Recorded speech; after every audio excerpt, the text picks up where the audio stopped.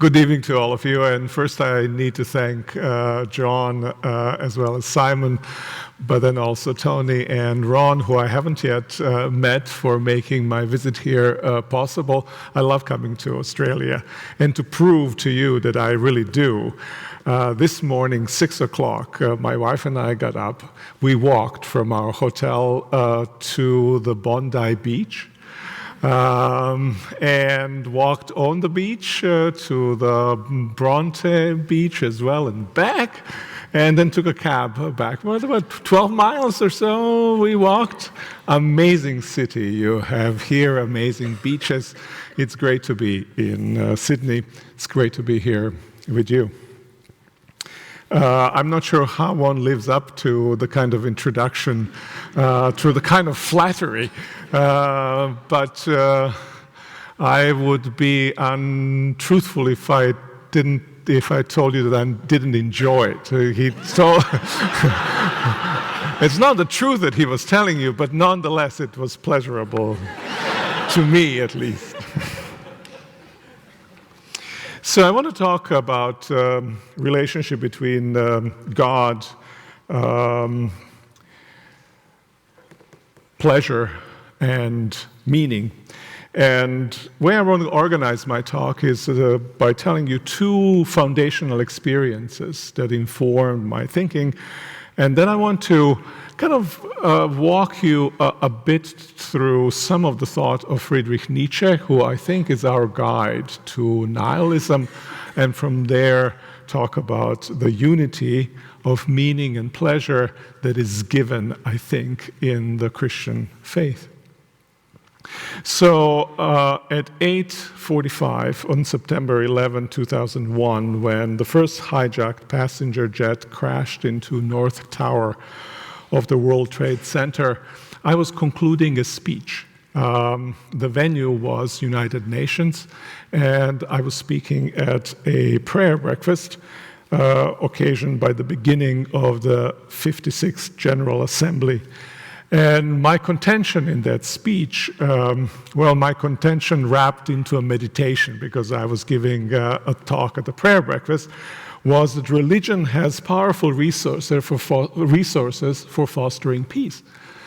And there, right as I was speaking, the proof to the contrary was delivered in such a way that it shook the entire planet. Devotion to God, transcendent source of ultimate values, and resentment over Western economic, political, and cultural dominance and domination. I think they fueled that conflagration as much as this did the jet fuel that was spilled on those towers. And it makes little difference that hijackers weren't particularly religious. Those who sent them on their suicidal mission, they acted under the God's guidance and with God's blessing, or so they claimed. That's my first experience. Now, fast forward a few years from the beginning of this first decade of the new millennium to the end of it. Year is now 2008, and World Economic Forum has established a network of global agenda councils. Now, founder of World Economic Forum, Klaus Schwab, was never a shy man and prone to understatement. And so he described his network's yearly gatherings in Dubai with characteristic hyperbole as the world's foremost intelligence network in the biggest brainstorming session ever to take place, right? Wow. Now, at the time, the world was in the throes of great recession after 2008 financial crisis, and Klaus Schwab has then set up that global network to work on a global redesign initiative. And I was participant in these gatherings, and I've heard much about financial regulation, about economic growth, about geopolitics, about energy needs, about sustainability, technology, and so on. I've heard also quite a bit about values and religion, and these were two global agenda councils in which I participated myself. Still, I came away from these gatherings convinced that we have failed to discuss what matters the most.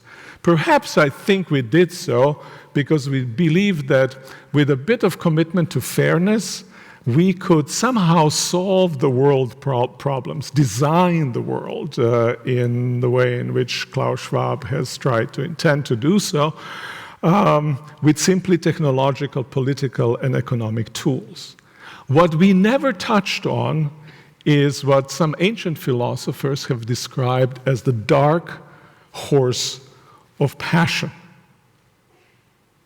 The chariot of the soul, often with the willing help of the white horse of reason. Some of you who read Plato recognize those terms from him.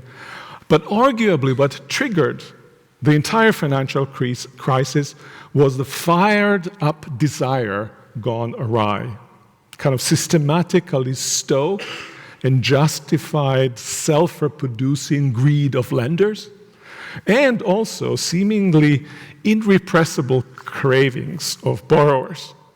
Now, the lenders were kind of longing to drive Bentleys instead of mere BMWs, right? And the second was eager to trade their rusty Corollas with sparkling Camrys. On the margin of gathering, we discussed questions of happiness, including the insufficiency of the prevalent idea of what makes up for happiness, namely satisfying our various desires. But what we did not discuss is the relative importance in the ecology of the good life. Relative importance in the ecology of the good life, of the things that we design, create, and trade. That remained largely off the table. It could be that most of us, as those big and brainy Dubai brainstorming powwows, understood that global order should serve the good life, but we left unexamined what that good life might be and how Corollas or Bentleys, along with all other goods and services, how do they fit into our notion of the good life? So these two experiences, 9/11 in New York City and Global Agenda Councils in Dubai, they are almost like markers for me for the encounter with religion gone homicidal in reaction to Western way of life, and the kind of inattentiveness to what kind of drives that very Western way of life. And I came to think of these two experiences as representing two kinds of nihilisms. And I want to talk to you a little bit about nihilism, especially leaning on the thought of Friedrich Nietzsche. Now, you can put it this way. Let me back up. Do you remember how Karl Marx's Communist Manifesto begins? How many of you have read it? Wow, this is my goodness, I'm impressed. I'm very impressed. A specter, right, is haunting the world. A specter of communism. That's how the Communist Manifesto starts. I think we ought to start this. A specter is haunting the world. It's a specter of nihilism. Nihilism that was manifest both in New York and in Dubai. And our best teacher about nihilism is Friedrich Nietzsche. Remember, Friedrich Nietzsche was a son and grandson of Lutheran ministers who lost faith after studying theology for one semester. Warning to all of you. You want to keep your faith away from theology.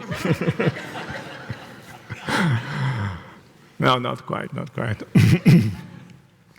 In many of his writings, especially in his book on genealogy of morality, he argued especially that world religions, notably Judaism and Christianity, are, roughly speaking, kind of culturally complex forms of resentment of weak against the strong. Now, he didn't write much about religion and lethal violence, which is a problem that we are facing in the world today.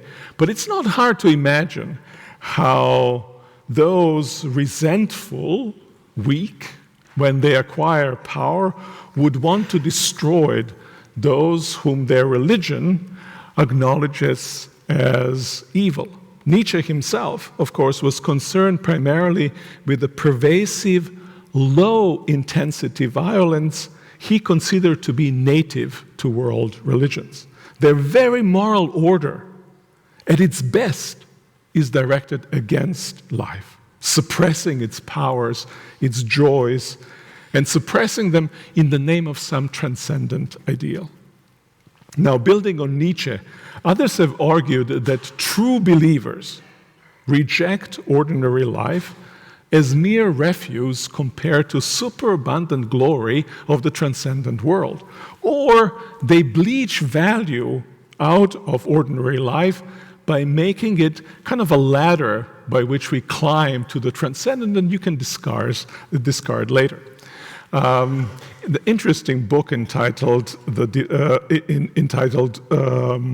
All Things Shining by Hubert Dreyfus and Sean Kelly gives example of Dante's Divine Comedy.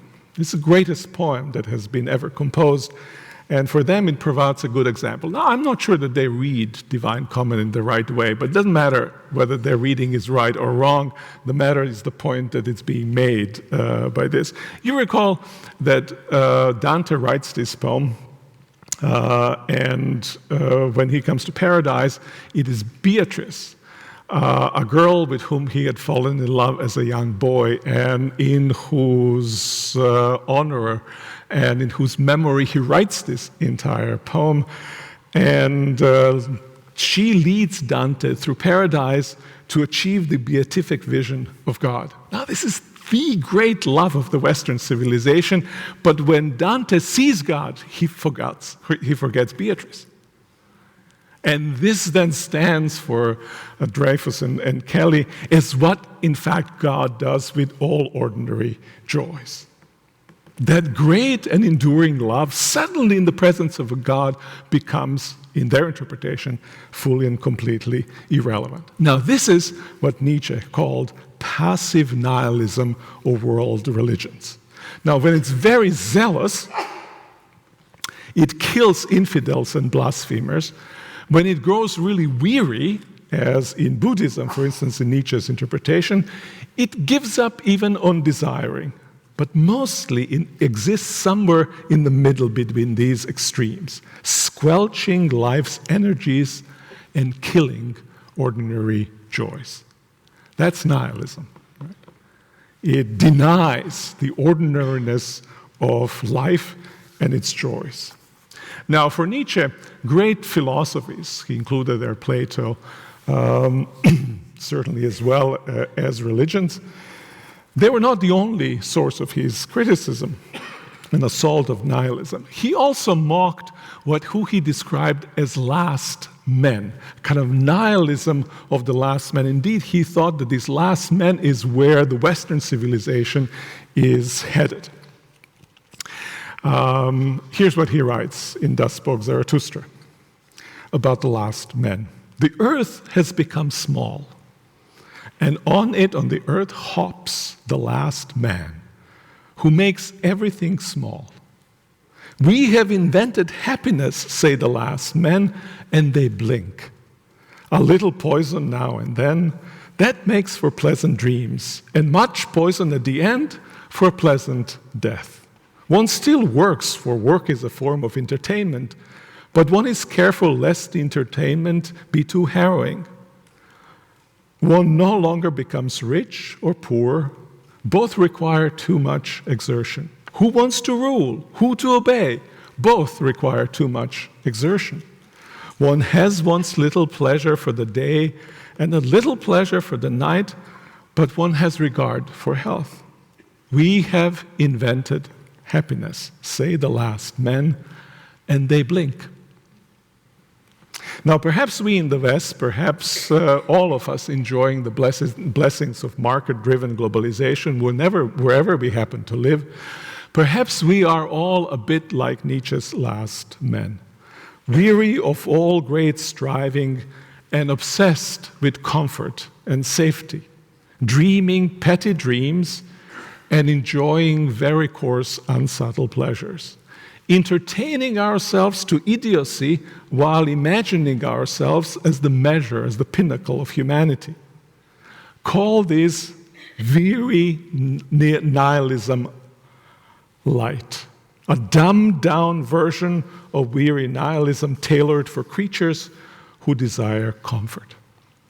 Now, you might say that most of us in the Western world, certainly most of the folks who inhabit financial district of Sydney, are not like this entertainment-addicted, flaccid consumerist out to maximize cheap pleasures and blinking in sham happiness. Those were these Nietzsche's last men. We want more, much more. Now, of course, you can argue that the more that we want isn't so much more than those ordinary pleasure. Maybe a sip of Chateau Petrus wine isn't so much. It's more. It's certainly more expensive than Miller Lite beer. Do you have what's the equivalent here? But in substance, it's roughly the same. Whether you have this dress.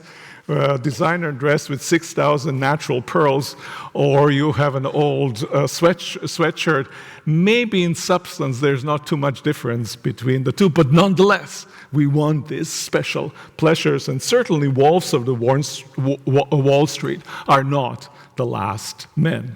They work hard, they compete hard, they walk over the bodies of those who they have vanquished with smug indifference.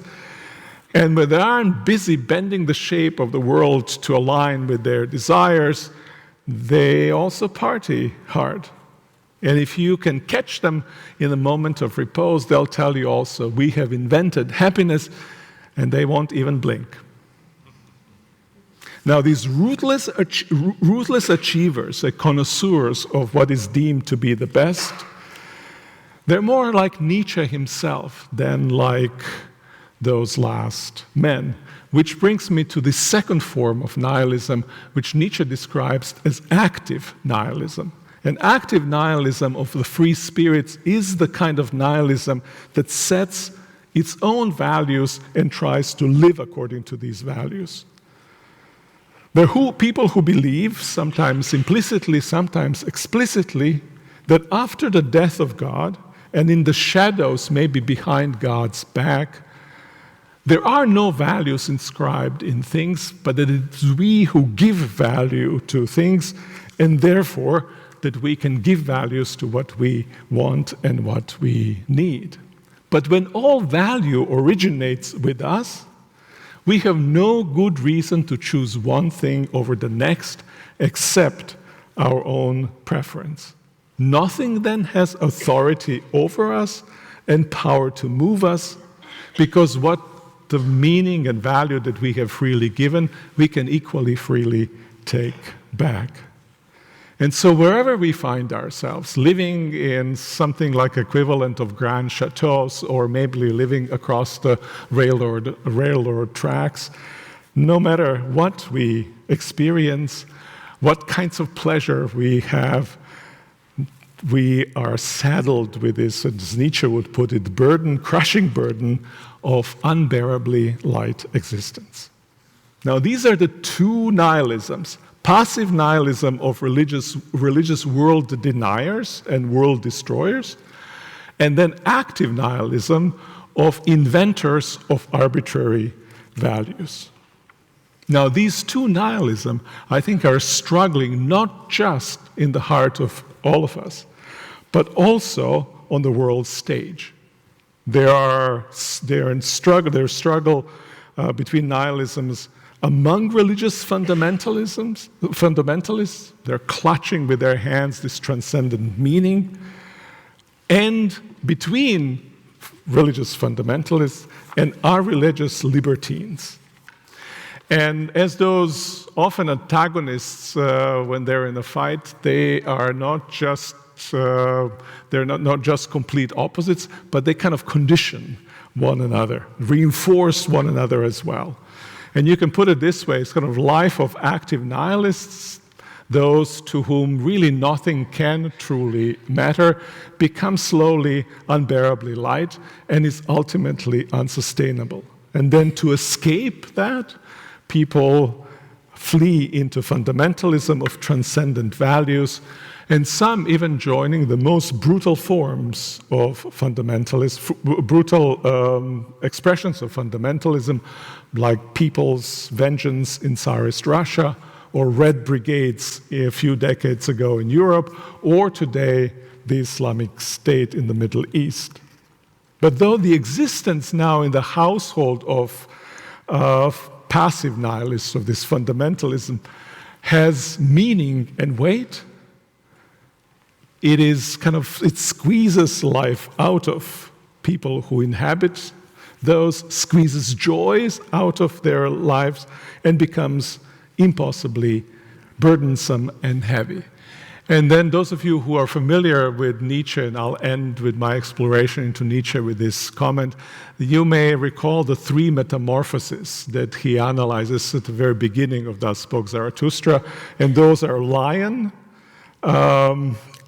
camel, and the lion, and the child, right? And the camel is your fundamentalist that bears everything. And lion is the rebellion of freedom to throw away all that fundamentalism imposes upon you, so that you finally become, in final metamorphosis, a child who wills his own will, who basically is this free spirit, in other words, active nihilist. And that's the stance, of course, to life, which at the beginning was found unbearable. You see how the circle is going. Now, Nietzsche himself did not anticipate that the child might want to become a camel.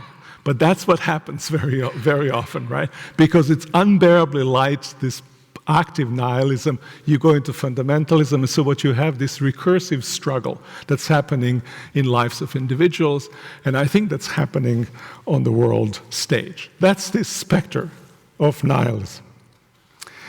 And specter of nihilism is there because we kind of feel that we are forced to choose between meaning and pleasure. And my contention would be that in choosing between meaning and pleasure, we always make the wrong choice. Pleasure without meaning is vapid. Meaning without pleasure is crushing. In its own way, each of them is nihilistic without the other. And the good news, I think, is that we do not need to choose between the two. You can put it this way from the standpoint of the Christian faith: the unity of meaning and pleasure. By the way, the unity of meaning and pleasure which we experience as joy, joy is the unity of meaning and pleasure. Joy isn't just pleasure. Joy is unity of meaning and pleasure. That is given with a God who is love. So let me now spend the remainder of this lecture, this talk, talking about the relationship between meaning of pleasure and pleasure. How are they united in faith in God? The first, I think, what we need to say is that relationship to God belongs to the very makeup of human beings. Now, I know that this is a controversial claim, and everything I'm going to say from now on will be one sentence after next, one controversial sentence after next. Right? But bear with me, I'll sketch a vision, and then we can talk about the truth of the vision and to what extent it is a plausible one. But the relationship to God, from the standpoint of Christian faith, it belongs to the makeup of human beings. By the way, the consequence of that is that we actually do not need so much to show why people embrace religion, but why people give up on religion, right? What needs explanation is absence of faith, not so much the presence of faith. If you read sociology, everybody's trying to explain, figure out why is it that people are religious.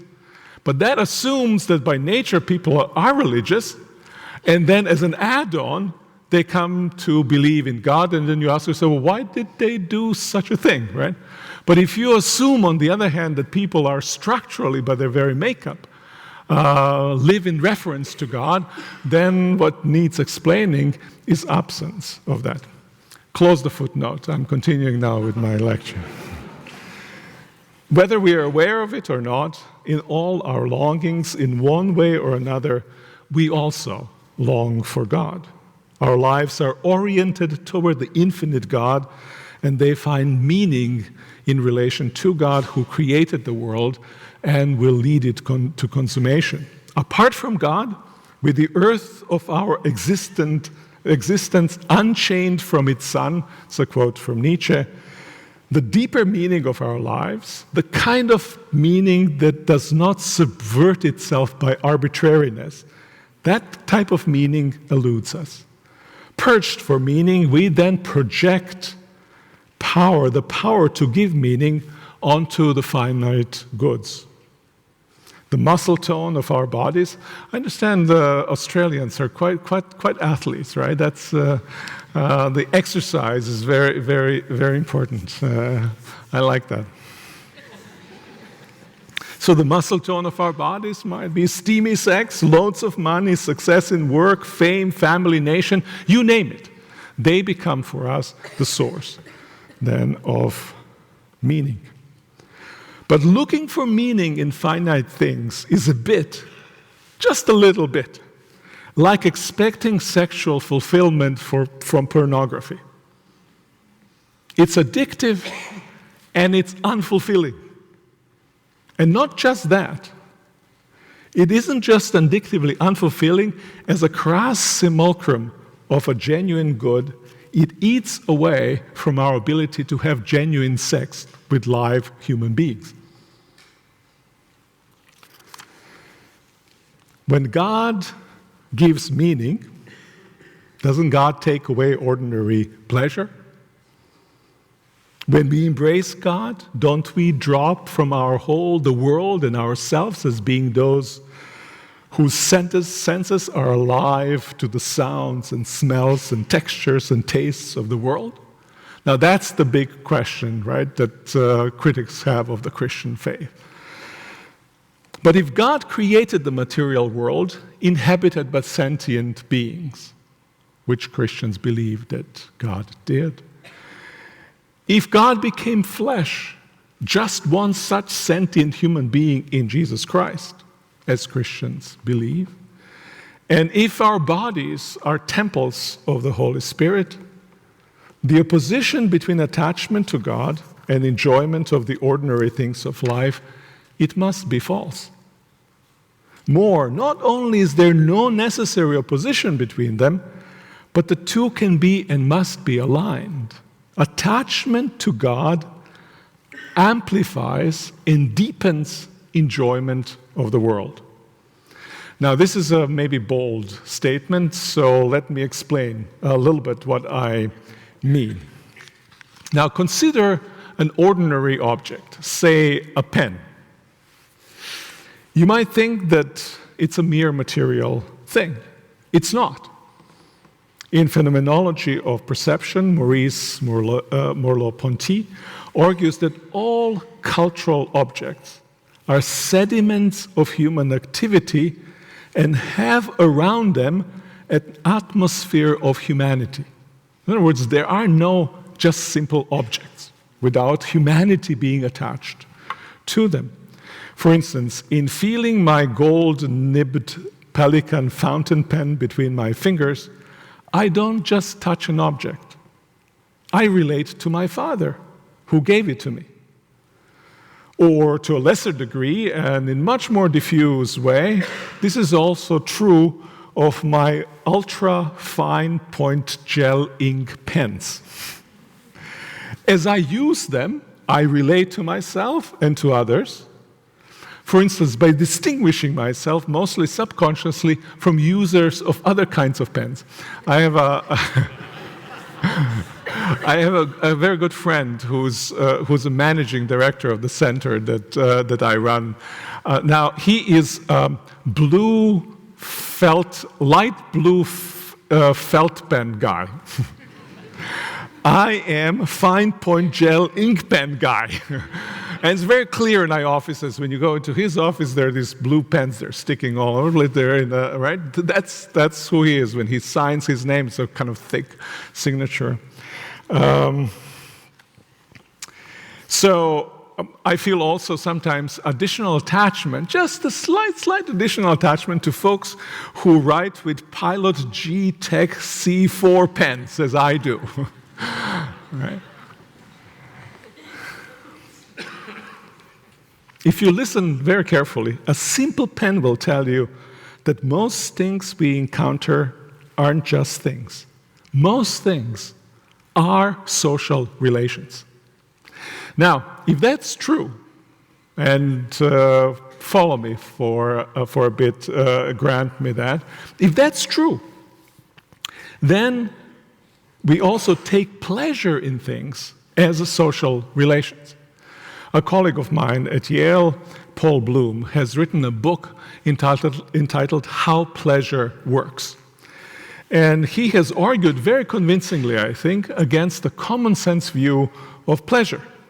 He writes, people insist that the pleasure that they get from wine is due to taste and smell, or that music is pleasurable because of its sound, or that movie is worth watching because of what's on the screen. And of course, this is all true, but it's only partially true. The other part of pleasure, the bigger part of pleasure, the most significant part of pleasure, has to do with social relations inhering in things. Now, he calls those things essences of things, quote unquote. We can dispute, he and I, what's a better way to describe this thing, but the idea is basically very simple. We derive a great deal of pleasure from thinking that a particular painting is an original. And if you discover that the painting for which you paid dearly is fake, not only will you be disappointed that you gave a lot of money for what isn't worth that much money, but you will also not get as much pleasure from the painting. It's exactly the same painting, right? But pleasure lessened because there's no longer this attachment to the original painter who painted this. Or you can put it this way. We enjoy in particular kinds of object that otherwise would make us cold. For instance, a tape measure.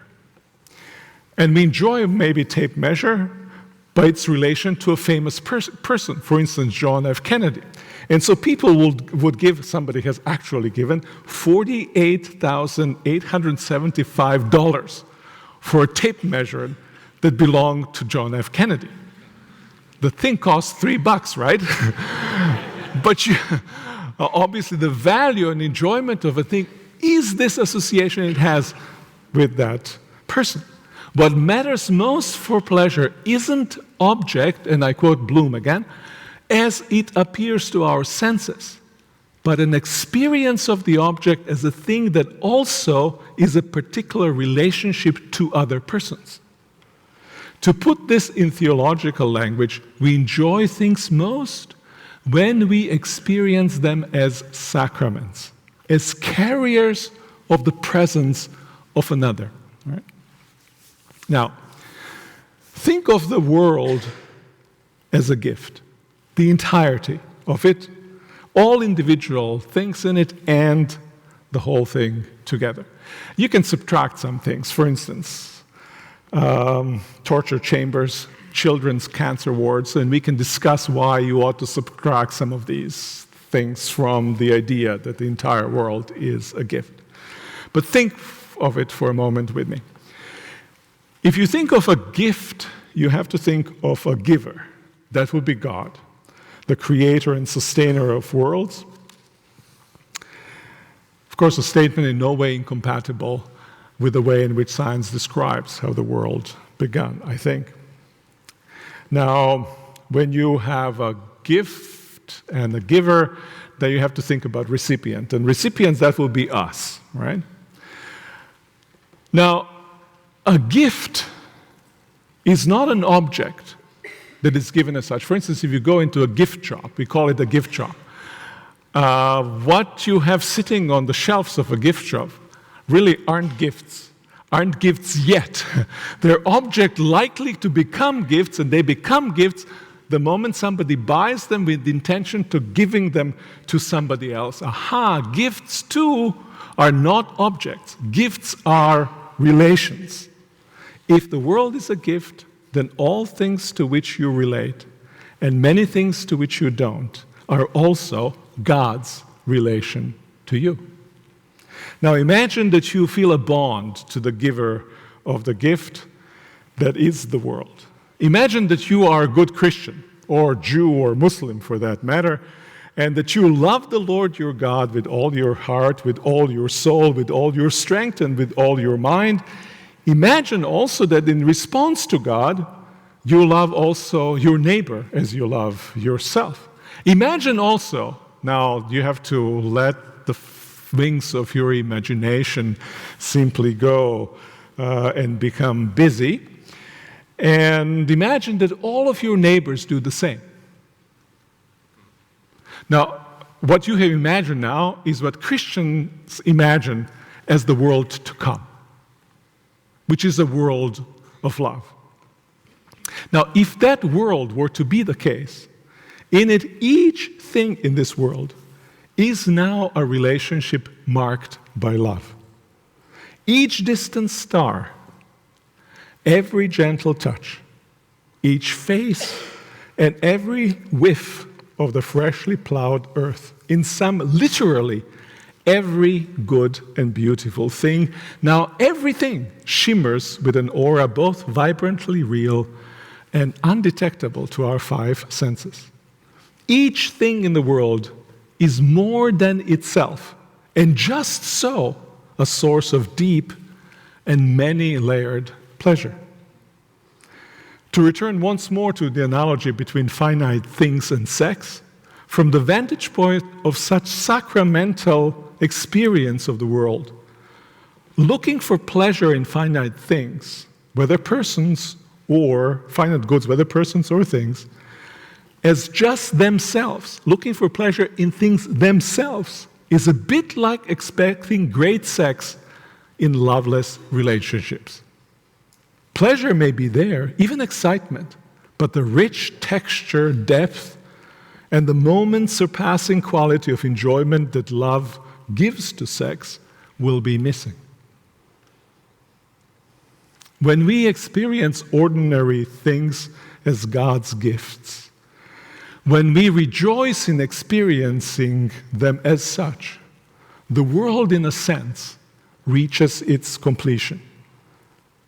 The world then becomes for us what God created the world to be. According to one Hasidic interpretation, or at least according to my take about one Hasidic interpretation, just this kind of experience of the world in relation to God and of God in relation to world is the meaning of Sabbath or Shabbat.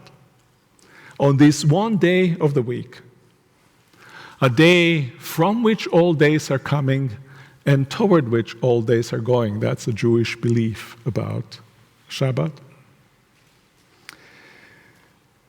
On this one day, human striving comes to an end. And the joy in the world as the gift and in God as the giver reigns supreme. On the seventh day of creation, if you're a Christian, make it the eighth day. We don't go through things of ordinary life to take delight in some deeper reality, some eternal beauty and goodness in itself.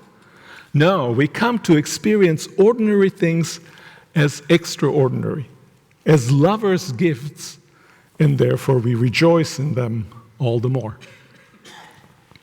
Now, I haven't offered a single argument for what I have just described to you, right? I haven't explained or offered an argument why should we think that God is love, that creation is a gift, that we have been created so as to be in relationship to God. And of course, I couldn't have argued for this in the course of a single lecture, because these are the central pillars of the Christian faith, and these are contestable as any claim of such magnitude inevitably must be. My goal here was both more modest and more foundational than justifying these claims, and was to show that the Christian faith, if true, makes possible unity of meaning and ordinary pleasures. It is able to drive out the two nihilisms that egg each other and chase each other around the globe, spreading desolation and melancholy, grinding this planet and our hopes into dust. It is able, like the water of life itself, to make our lives and our communities and our natural habitats blossom. Thank you very much.